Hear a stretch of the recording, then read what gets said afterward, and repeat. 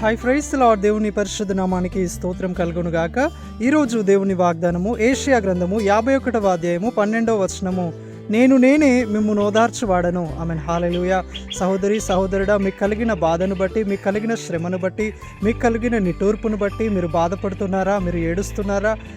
అవును, మీకు కలిగినటువంటి పరిస్థితులను బట్టి, మీకు కలిగిన శ్రమను బట్టి మీరు దుఃఖపడుతూ ఏడుస్తా ఒంటరిగా డిప్రెషన్లో మీరు ఉంటున్నారేమో.